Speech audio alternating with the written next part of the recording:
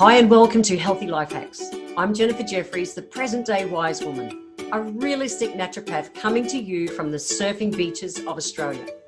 This podcast is for those who are wanting to really rock their lives and health and live from a place of prevention.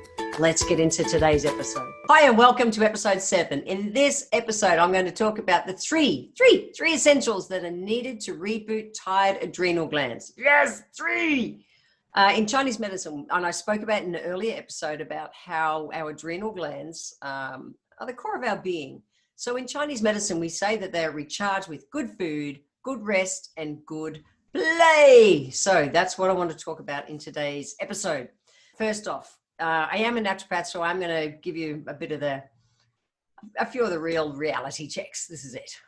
When it comes to foods that are really going to help, just take the pressure off and stop taxing your adrenal glands the way they may have been in the past. Because what's normal is when people are, burning the candle at both ends, they might go to a little bit of alcohol or a little bit of caffeine just to get them through. I know I did. That's what am I saying? It was me. I did it. When I burned out in my 20s, I was living on caffeine and alcohol to get through my days, to manage my stress and just live, which was just not cool. Like really just not cool. Got my life together. And one of the very first things I did was I eliminated alcohol. I actually eliminated alcohol for 26 years. That's another story for another podcast.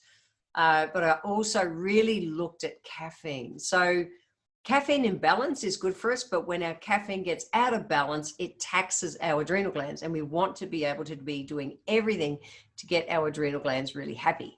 The kind of foods that we want, and there's lots to foods, but I really want to talk about just a few nutrients that are really going to help your adrenal glands, okay? So the first one is, you don't have to eliminate, but don't go having crappy instant coffee.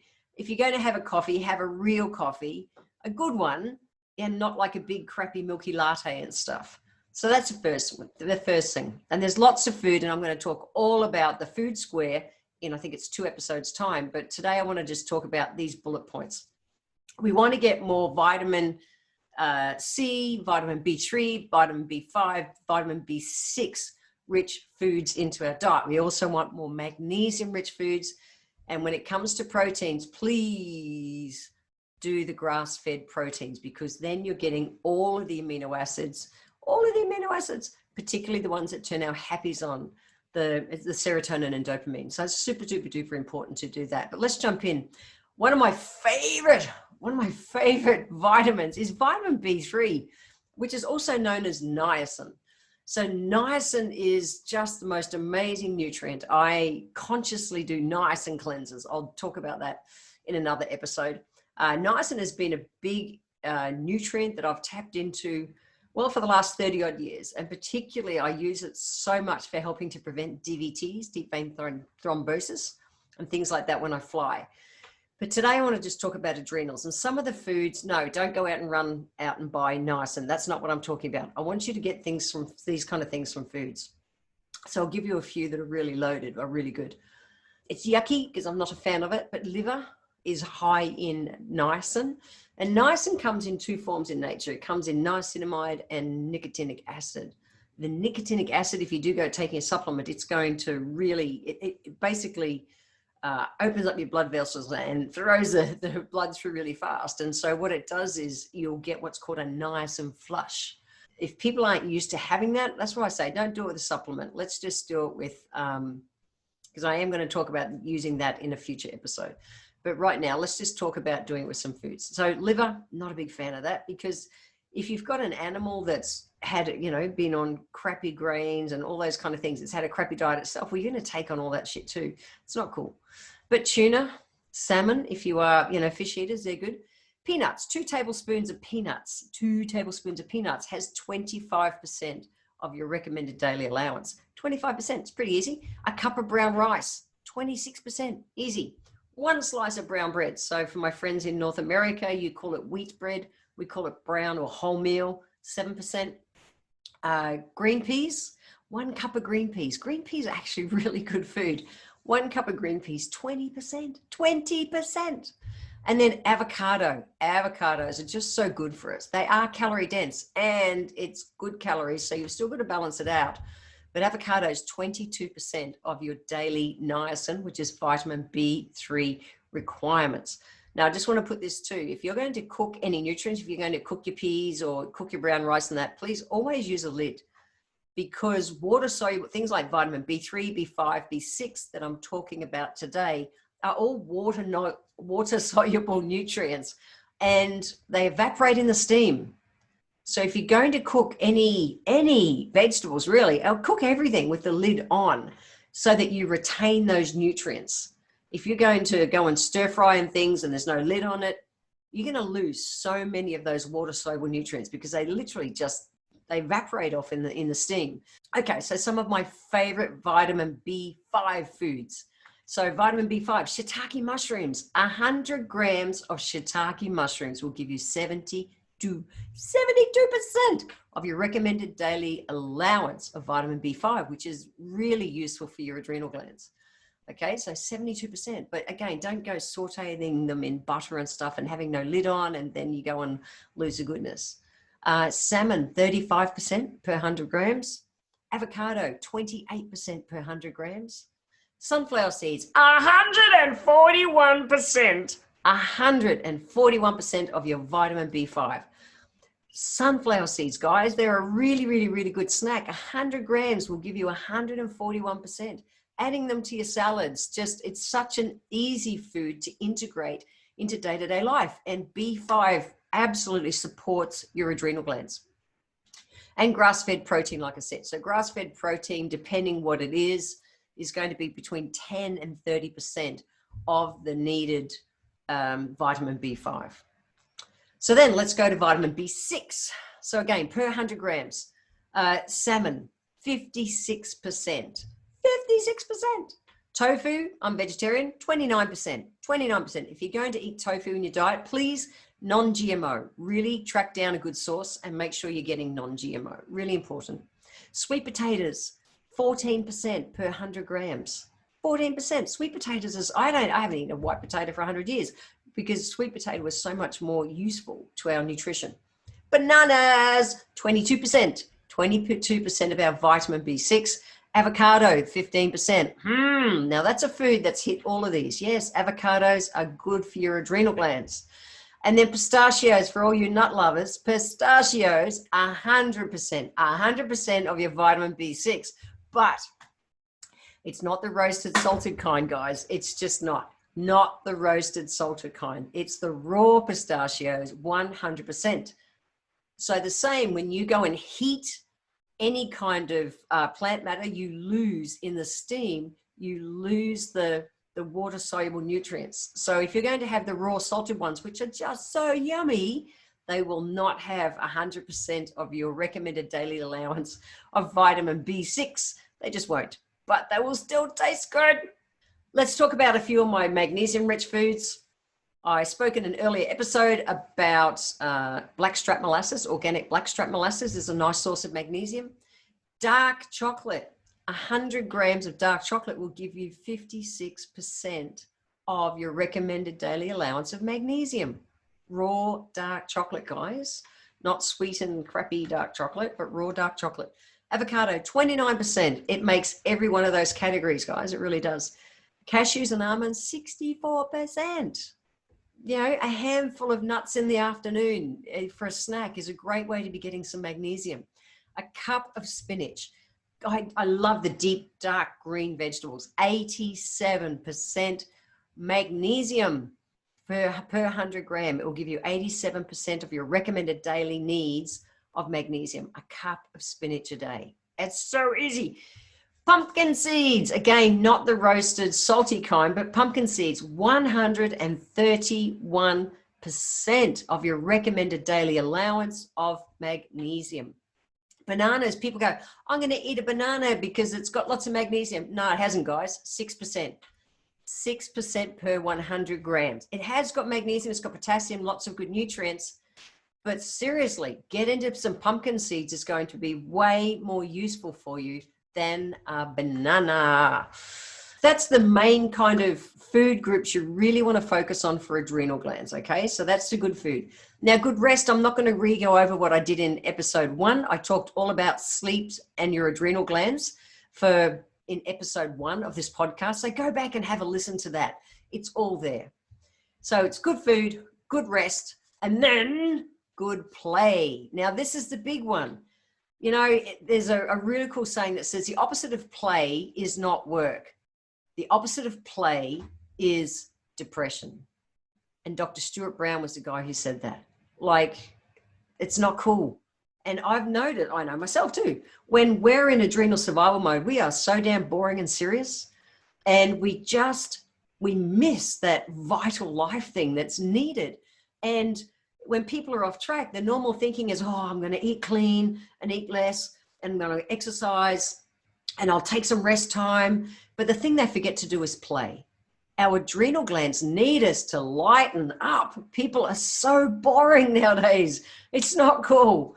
If you are into aromatherapy, you might want to tap into my Play More essential oil blend. So it's a combination of ginger, mei-chang, grapefruit, and sweet orange. It is sweet, it is spicy, it's emotionally up. Mei-chang is the first essential oil that I prescribe in clinic to keep the heart relaxed and up at the same time. It's got that lemon sherbet kind of aroma. That is such a fun essential oil blend. So you can I'll put the link in the show notes to that if you want to go and check it out.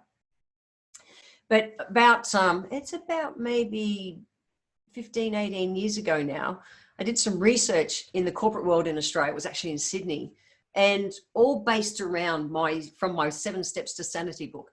And in it, I wanted to see where people were going off track. And when it came to play, I asked a couple of questions, and basically they were just so off track. It was scary. It really was. It was just scary. They were so off track. And the reason I asked is that it's 1% of your day, 1% of your day is 15 minutes. And I remember I was speaking to this big company, and I was talking to the CEO at the end of the day, and he was out the front of the room. He said, yeah, this is a great presentation, Jen. Yep, excellent. And this guy was so stretched, like really, he's living way in survival mode. And he was only a young guy. He was in his late 40s, like seriously young guy. And it was like, mate, really? And I said, so you're good? He's saying, yeah, I'm really good. Yeah. And you could just tell he wasn't. So with him, he really wanted to be in balance. He knew he was doing the good food and he was exercising and getting enough sleep at night, but he was so damn boring and in survival mode. He was just missing out on what life was about. He said, I really want to do this. So he agreed that he would schedule in once a week. He'd schedule himself in an hour to just go and do something and be spontaneous. Just play, whatever it was at that time. His PA knew that he was not allowed to cancel that appointment. That's it. You've just got to make this stuff a priority. When he did it, it was a BlackBerry, because it was back in those days. We plugged an appointment into his BlackBerry that on Thursdays at 3:00, it went ding. And there was a reminder there that said, be spontaneous. You know, if you have to do planned spontaneity to get your life in balance, I promise it's worth it. Because the normal thing that we do is when we're under the pump, if you've got a massage scheduled or whatever, a bit of me time scheduled, we go and get rid of that and do the extra bit of work. It's not good. You know how much more productive you are when you actually take the time to look after yourself. You want to schedule these things in and make them not negotiables. So good play is important. So 15 minutes a day is your 1%. Surely you could spend 1% on you. So there's actually 4 main areas where you want to spend 15 minutes a day if you can. All right. Now they don't have to be in a block. You fit them in. So 15 minutes a day to relax and meditate, to just be still. Now, meditating doesn't have to be sitting on the top of a mountaintop in the full lotus position, chanting Om. It doesn't have to be that. Meditating means to do one thing at once. I love practicing the Buddhist meditations, and that's the walking meditations. That's where you have a mantra or a positive statement that you're chanting over to yourself. And I'll just go for a walk. If I need a brain fart through the day, I'll go for a walk, not with my phone, not with music in my ears, just with me and nature. And I'm just present to it. and I'll be chanting something positive to myself. And it's not a race off kind of walk. It's a walking meditation. Cool. That's one to think about. 15 minutes a day to educate ourselves. But this is actually a non-work stuff, guys. Our brain needs to play too. It's on action all the time and it needs a break. So this is where, like for me, I love surfing. And so I'll get out and I'll watch surfing YouTubes or I'll read books on that kind of stuff. Do whatever you love, but just let your brain get a little bit of playtime as well. Cool. We also need 15 minutes a day to play with ourselves. Now, that can be whatever you want it to be. But the big thing is, if you have got kids or got cats or dogs or something, you don't even get to pee in peace. It's just a reality. Why? Because as soon as you close that door, they're there. I know, I've got cats. I close the door and they're there with me, kind of going, mum, mum, mum, mum, mum. I'm going, no, you're not sitting on my lap while I'm peeing. I don't know if you have that problem with your cats, but I sure do. And I know, with mums and dads with kids, you may not get 15 minutes as a block, but you're looking for 1 minutes, little 1 minute intervals, if that's what it has to be at first, to get it going. So one of my strategies is I like to end the day with a bath, not a shower. And the cats can't get into the bath. That's a win. But I know the value of just taking that time to relax before I jump in bed versus have been in action mode all night. Like in the sleep episode, I talked about kind of preparing, coming from a place of prevention so that you make sure you do good sleep. So that's one for me. So that's my playtime for me is I just get, I love to, it's like a ritual now. I love to just have 15 minutes or half an hour in the bath just to switch off. That might be one that works for you. Give it a try. But then we also need 15 minutes to play with someone that we care about. Now, if you haven't done this for a while, think about it. If you went home tonight and looked your partner in the eye and went, "Hi, honey, I just want to have a chat."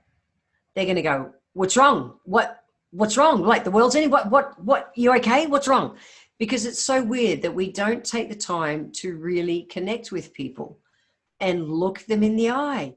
And yet, the thing that gets our heart is when we feel connected with people. And so it's a really important thing to do. Imagine 15 minutes a day. If you're talking to your workmates or if you're talking to, your kids or your partner, just look them in the eye. It's not a staring competition. And it might feel uncomfortable at first, but people have lost the ability to be connected. So look them in the eye, just be present with them and chat to them that way. Now, if you haven't done this for a while, don't go home tonight and say, "Oh, I was listening to this podcast and Jen said," and you start looking at your watch and you set the timer, or you set the timer on your phone and say, "Ready, I'm going to do this 15 minutes. We're going to look and talk." Like, don't do that. You will be really, really, really weird. And that's not cool. It's not what it's about. Think about it. A conscious thing. Those little things literally give your adrenal glands a chance just to go, it's big. It's big. You know how you feel when you can tell someone is really listening to you. And you know how you feel if you know they're off with the bloody fairies. Like, it's not cool. Be present with people, guys. That stuff all just gives your adrenal glands a chance to breathe. So the 3 essentials to really look after your adrenal glands are good food, good rest, and good play. So I have 3 healthy life hacks with this episode. The first one is to bring more vitamin B3, B5, B6, and magnesium-rich foods into your diet. And guys, you can go to the show notes to have a look at the list. You didn't have to take notes madly. We're giving you the show notes to make it easy. I want you, number 2, healthy life hack number 2 is I want you to go back and listen to episode 1 and make your sleep a priority. Give your adrenal glands that chance to recharge. Now, if you've already listened to episode 1, I don't care. Go back. It's 15 minutes. Listen to it again, because I'll bet there's already something that you've forgotten to integrate that you thought, yeah, I'm going to do that. Cool. So that's healthy life hack number 2. Now, healthy life hack number 3 is to stop being so boring and serious. Whether you're going to use some essential oils, whatever it is, what is going to be your 1% that you will focus on today? I would love to know what your 1% is. Put it in the comments on my website or wherever you're reading to this. I would really love to know what your 1% is that you're going to start focusing on. I hope that's of help to you. There is so much more to adrenal glands, but they are the 3 core basic areas that you want to really focus on to have them to be able to be strong, fit, and healthy. Good food, good rest, and good play. So in the next episode, I'm really excited. I'm going to be talking about the power of saying yes and traveling. I have traveled around the world as a professional speaker and a tourist for the last 20 years full time. And I really look forward to bringing that episode to you too. I want to thank you for being here today. If you enjoyed my podcast, please let me know by leaving a review where you're listening in from.